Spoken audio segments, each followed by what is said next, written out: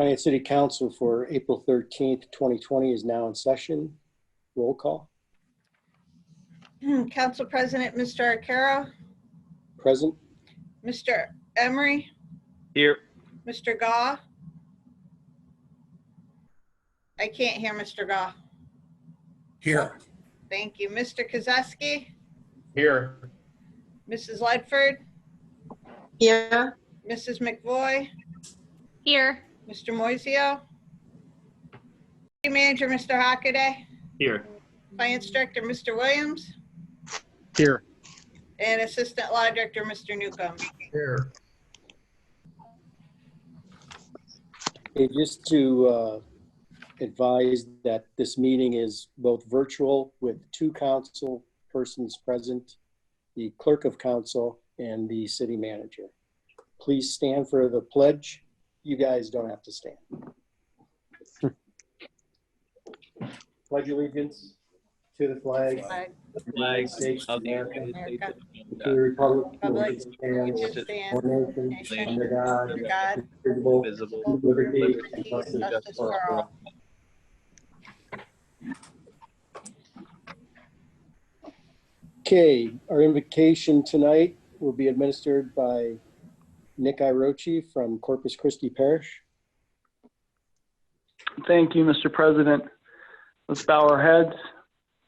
Dear Heavenly Father, as City Council uniquely gathers on the day after your resurrection, we pray for your direction and guidance during this time of serious concern and uncertainty. We know that if we trust and have faith in you, you will lead us through this difficult time in our history. We know that if we truly believe in you, you will guide our world, our country, and our community to having a stronger and better relationship with each other and with you. We know that if we allow you to care for us, you will take us into your hands and direct us to do your will, which is to love you and our neighbors. As leaders in our wonderful community, assist us this evening to engage in discussion and make decisions that are in the best interest of everyone and not just a few. Help us to be beacons of light and salt of the earth to those whom we serve. Thank you for your love for us, dear Lord, and may all that we do, say, and think be ever pleasing and glorifying to you, our God, Creator, and Redeemer. In Jesus' blessed name we pray. Amen. Thank you, Deacon Irochi. Okay, we'll move on to approval of the meeting minutes for March 23rd, 2020. Are there any alterations or corrections to the journal? If not, roll call, please. Mr. Arcaro, Yes. Mr. Emery, Yes. Mr. Gaw, Yes. Mr. Kozeski, Yes. Mrs. Ledford, Yes. Mrs. McVoy, Yes. Mr. Moiseo. Yes. The meeting minutes for March 23rd have been approved. Now move on to communications. Are there any communications for council tonight? No. Does council have any communications? Okay, if not, we'll move on to reports of our administrative staff, beginning with the city manager, Mr. Hockaday. Thank you, Council President Arcaro. Obviously, I appreciate the efforts of council in this fairly extraordinary time and making the extra effort and extraordinary measures to continue to meet. Obviously, we will continue to work with the technology and improve what we're doing here. We want to remain as open and transparent to the public. Our meetings are still open to the public. They can come to the council meeting in person. We have also published council emails for folks if they have questions or need a response. We're hosting a live feed. This is recorded on Zoom, which will be transmitted to CAB. CAB is playing a live feed now, and then they will play the Zoom recap later. So I appreciate Regis and the CAB group. CAB for this new technology. I understand it's not easy. It's never going to be perfect. But again, we're trying to meet in some pretty extraordinary times and have everybody's safety and best interest at mind. That being said, I'm going to start with some of the things that we've done with our COVID-19 response. As you may or may not know, there have been numerous positives within the county. I think we're still in the 30s. There have been very unfortunately 2 deaths within the county, and I'm aware of some other Conneaut folks that have been affected from COVID that are in other states abroad and around the country. And, I hope everybody takes care of themselves and is vigilant. This is a tough thing to go through. We're also very aware of some of the consequences of self-isolation, some of the mental health demands. I would tell every resident, if they have questions or if they have mental health concerns or they just need 211 in the county. I need assistance finding food. I need mental health assistance. I need drug abuse or addiction services or assistance. Call 211. They're kind of the county-wide blanket agency that's going to be dealing with that as that kind of basic directory. So I make sure that citizens understand that. I did have someone also ask me, what if I was down in Florida and I've come back to Ohio? Please, please, please follow the governor's recommendation and quarantine yourself for 14 days before interacting with others. We are working through these changes as are all of you. So we're doing the best that we can under the circumstances. We're trying to protect the public. We're trying to protect our employees and everybody here. So we don't always have an instantaneous response to everything, but we will get to everything and we will do our best with it given the circumstances. So, please be patient. I understand stress levels can be at all-time highs after, being cooped up for such a long period of time, and it's understandable, but we need to just be calm in the face of that and keep moving forward. The governor made some announcements today, most notably all the counties that share a border with Pennsylvania. The governor is restricting Pennsylvania access into Ohio liquor stores. I have not seen the order yet in actual writing. I don't know how it's structured. We will work through that with Nichelle Blood, who's the director of the Conneaut Health Department, as well as our law department here. So once we receive an actual physical written copy of the order, we'll see how it's implemented. We've had numerous issues with lots of folks coming to the liquor store across the border as the PA liquor stores are closed. And it's resulted in a number of incidents. And it's not just here in Conneaut, it's all those counties that the governor listed. And some even smaller towns than ours have been very overwhelmed by it. West Virginia actually closed theirs they closed theirs to Pennsylvania residents the same week Pennsylvania closed their liquor stores. So Ohio was a little later responding to that, but the governor's now issued something and we will implement that. So again, we've done several things to protect our police, our fire departments, our drinking water facility, all of our continuous operations. We've also tried to isolate those groups that continue to work in large groups like Public Works, putting one person in a truck when practical, doing on-call, on-basis need responses, dividing where crews report to. So Public Works reports to 3 different facilities right now. We're trying to get a 4th facility up where they can report into work so we don't have a mass gathering of employees. We've just been adapting all of these things. Obviously, we still have other real world challenges, such as today, we had a significant windstorm. 2 primary things happened. We had several trees over wires and other things that we had to deal with. We haven't seen significant loss of power in any areas of the city. But we also had another issue with a wind turbine. It's the same issue that we had on Thanksgiving of this past year. So if you're familiar with that, There is a pin that locks the head in place and puts the fins in a certain position, which is a safe position. The wind stress became so high today, it sheared that lock pin. The company that has been charged with and is under contract and has been under contract to do the demo here for more than 30 days will be up tomorrow. They're going to try and set another lock pin tomorrow morning if they're able to, under the current wind conditions tomorrow morning, to make it safe to be around. They were scheduled to start work March 23rd.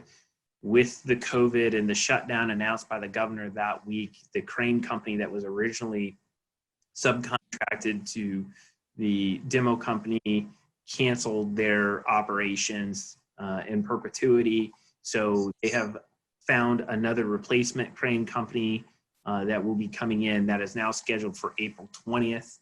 We should be able to conduct it within a reasonable period of time if the prevailing weather conditions allow us to do that. So April 20th is the tentative date. I've spoken to barbecue guys who are in proximity to that.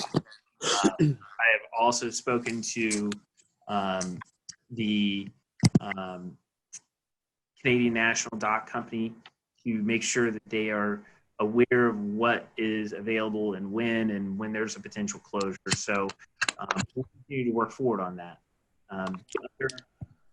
Major update I have for council, announced to council some time ago, and what I am hoping to encapsulate there is what's gone on with the state capital bill. Essentially, the state capital bill has been put on hold, and it primarily affects 3 projects of ours. Potentially affect our hotel project and the marina expansion project with the Port Authority. It could also affect the dredge project on a second series of funding. The first $4 million is secured. It's already underway. Council will be seeing action on a phase 1, hopefully here by the end of this month, in terms of doing a first phase of construction.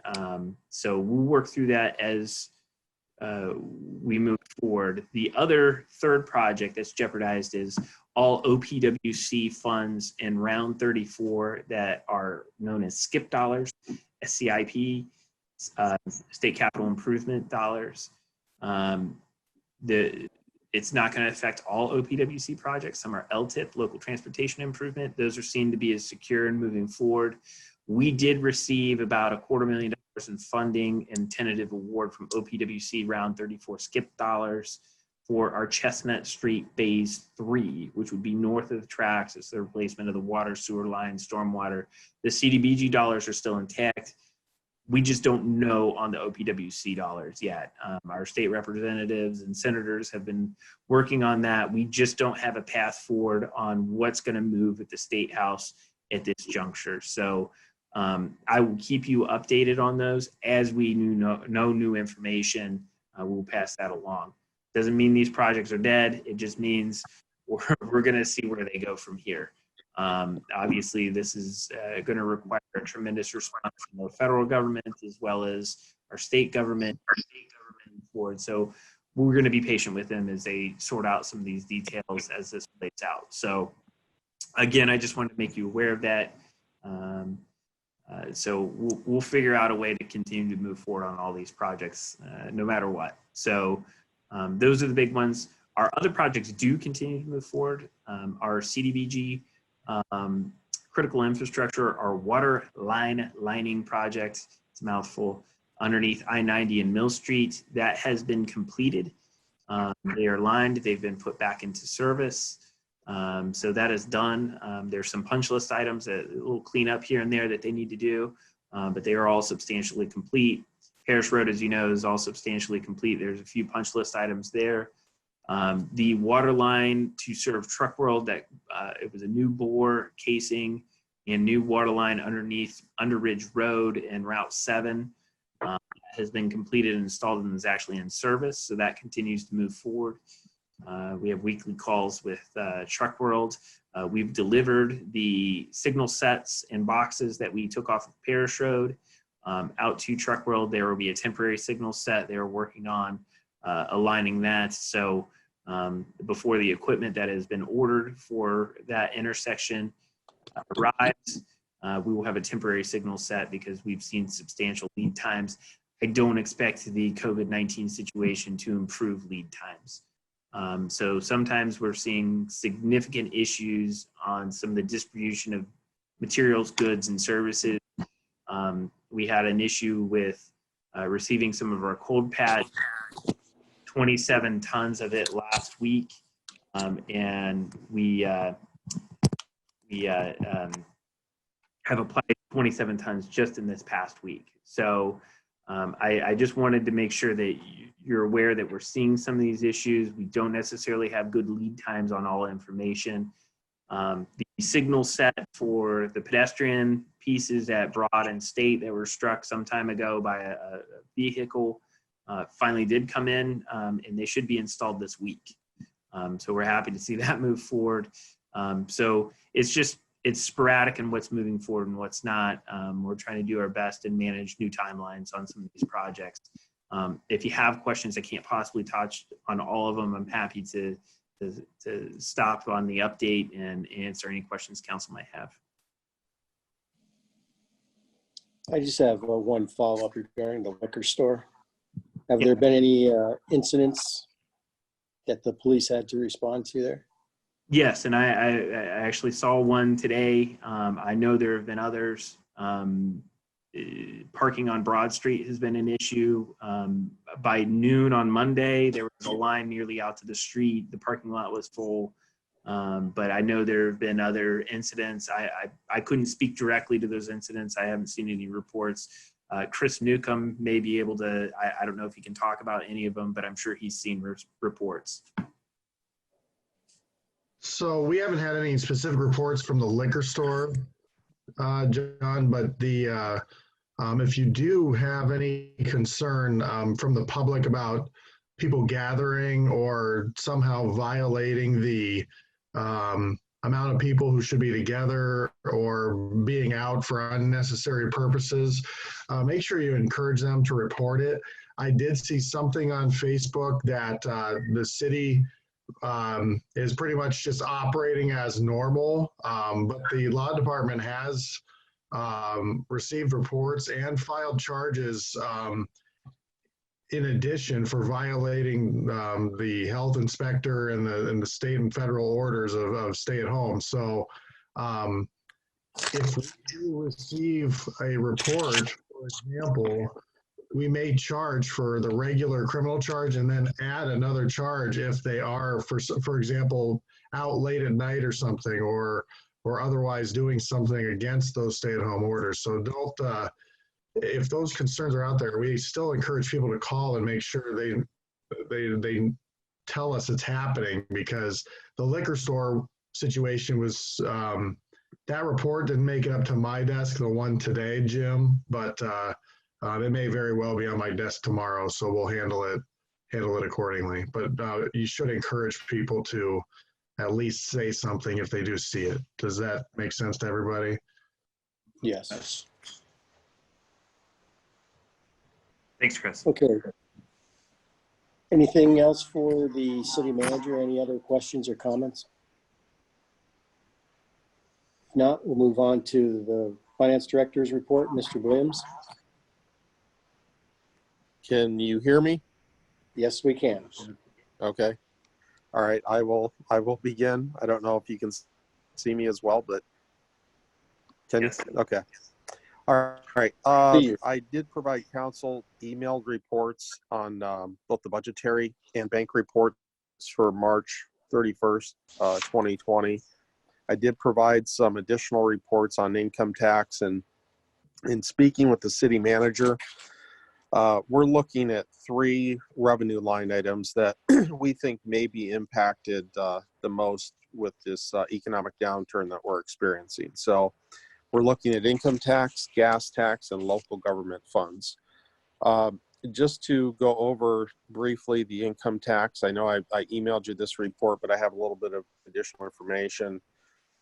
For the quarter ended March 31st, for 2019, we collected about $694,000 $500. For 2020, March of 2020, we collected $715,588. So right now, income tax is pretty robust. We're about 3% over last year, about a $21,000 increase for the quarter. And even if you look at the prior months, January and February were 3.55% and a 4.73% increase respectively. So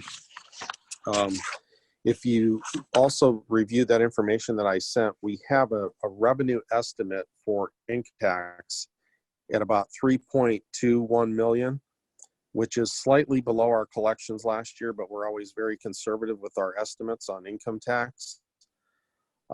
We would have to collect another almost 2.5 million in order to meet that estimated revenue. So I ran through some figures. Just a 5% decline in income tax would mean a decrease of about 160,000, almost 161,000. That would impact the general fund negatively by about 120,000 and the street department by an additional 30,000. And the balance would be split amongst some of the other funds. If we had a 10% decrease, we'd see a decrease of about 321,000. A 20% reduction in income tax would experience a decrease of about 642,000.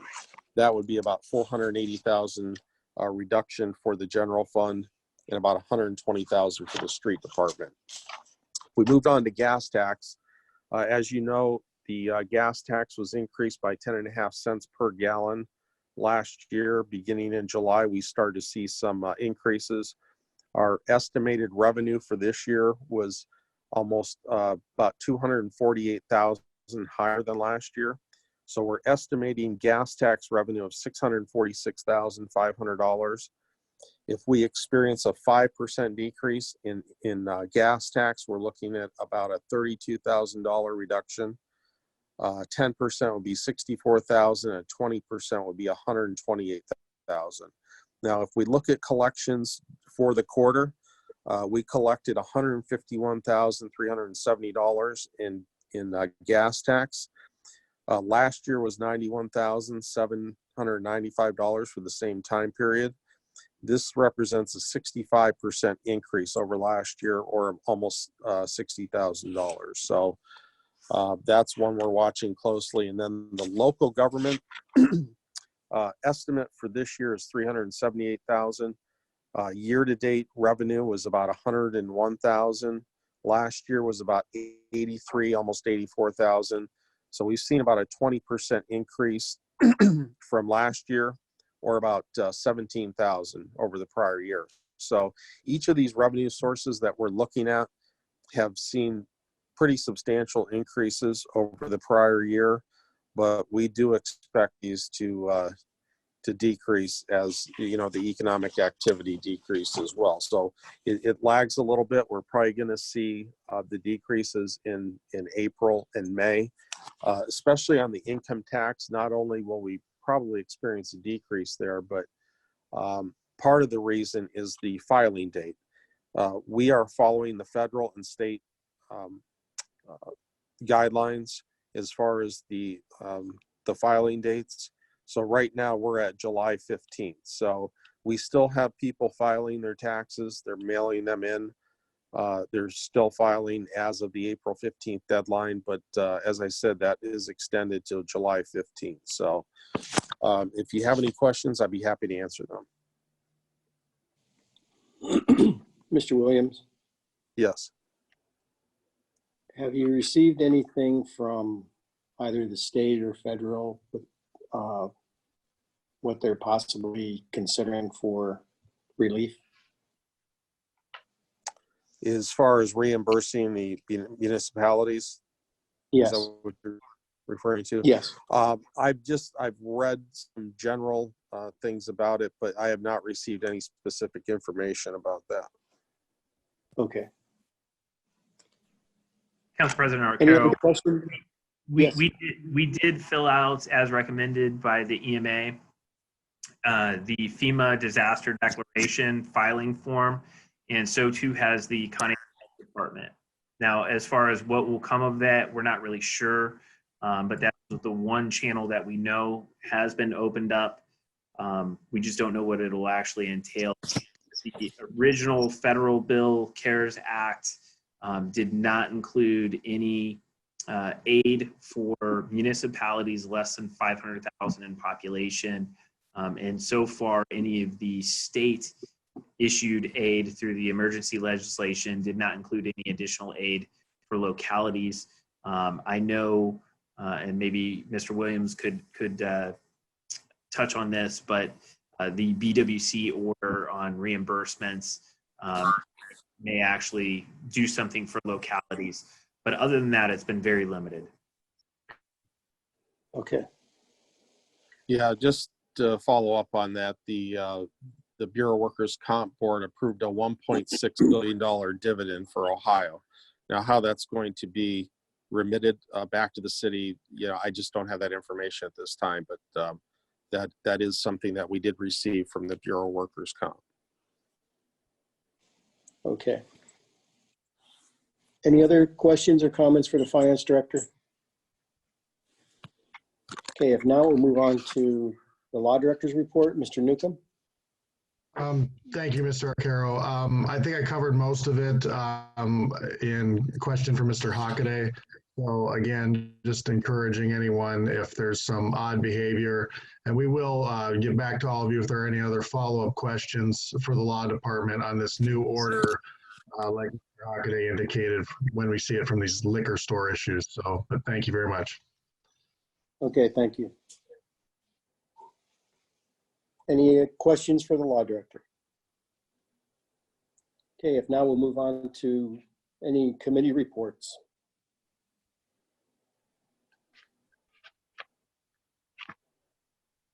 Okay, any liaison reports? All right, we'll move on Mr. to. Carroll, I have one for the health department. Very good. Go ahead. Mrs. McBoy? Oh, sorry.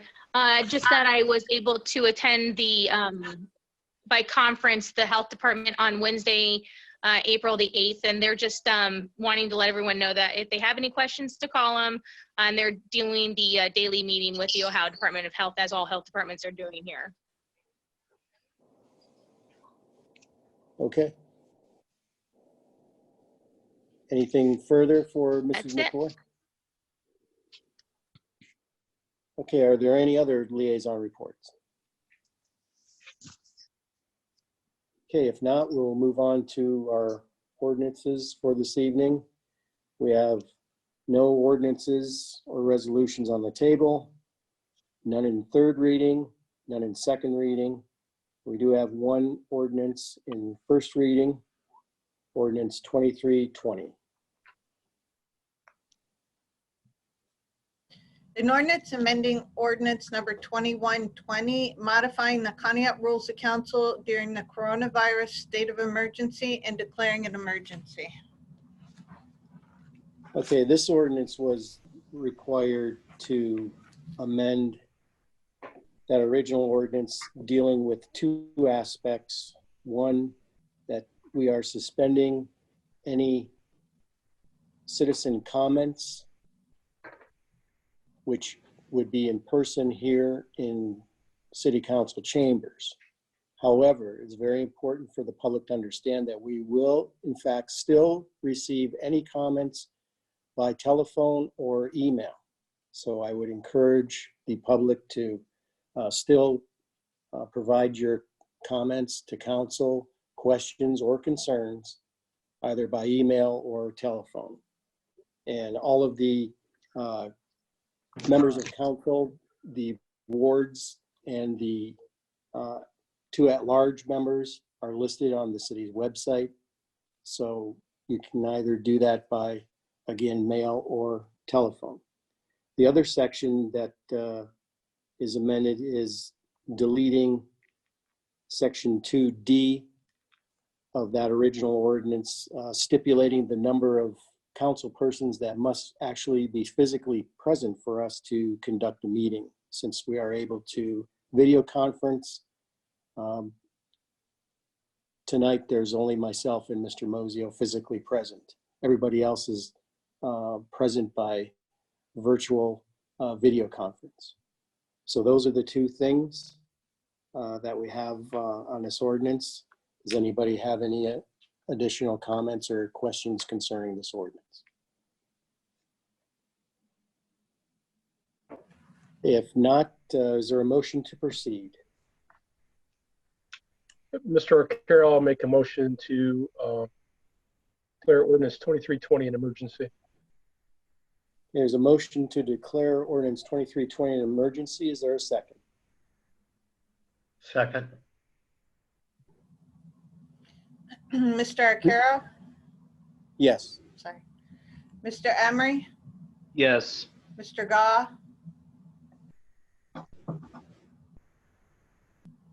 Mr. Yes. Gah? Thank you. Mr. Kozeski? Yes. Mrs. Ledford? Yes. Mrs. McVoy? Yes. Mr. Moiseo? Yes. Okay, I didn't catch who second. I'm sorry, Mr. Kozeski. Okay, thank you. Okay, Mr. Mosio, the emergency has been declared. I'd like to make a motion to waive the 3 reading rule on ordinance 2320. So motion to suspend the 3 reading rule on ordinance 23-20. Is there a second? Second. Second by Mr. Gah. Mr. Arcaro? Yes. Mr. Emery? Yes. Mr. Gah? Yes. Mr. Kozeski? Yes. Mrs. Ledford? Yes. Mrs. McVoy? Yes. Mr. Moiseo? Yes. Okay, Mr. Mosio, the 3 reading rule has been suspended. I'd like to make a motion to act on ordinance number 2320. So motion to act on ordinance 23-20. Is there a second? I second. Second by Mrs. Ledford. Mr. Arcaro? Yes. Mr. Emery? Yes. Mr. Gah? Yes. Mr. Kozeski? Yes. Mrs. Ledford? Yes. Mrs. McVoy? Yes.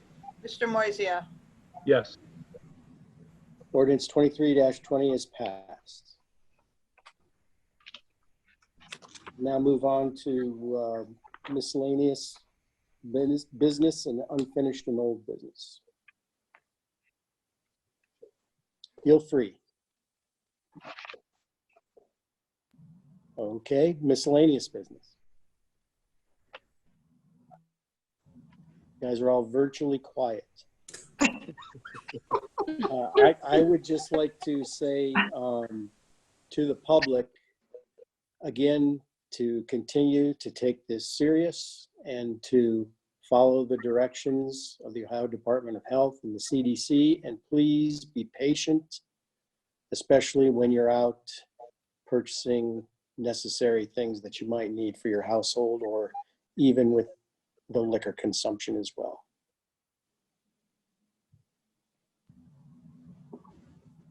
I agree. Anybody I'll just else? add one thing. Make sure you wear your masks. I think they're recommending that everybody, when you go into the store, have a mask on. I know a lot of people are making them, and I think they're duly appreciated. So we have ours here at our house. So anytime we go out to the pharmacy or to the grocery store, we have them on. So as John said, just please continue to follow the CDC recommendations, and it helps keep yourself safe and others around you. Very good. Anybody else? Okay, if not, I'll entertain a motion to adjourn.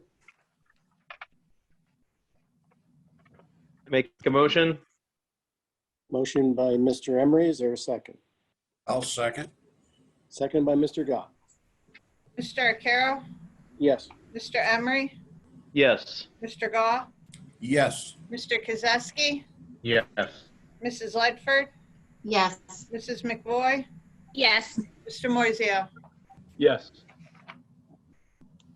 Thank you all for your attendance virtually. You're all looking good on your cameras there. And this meeting is adjourned. Thank you. Thank you. Thank you.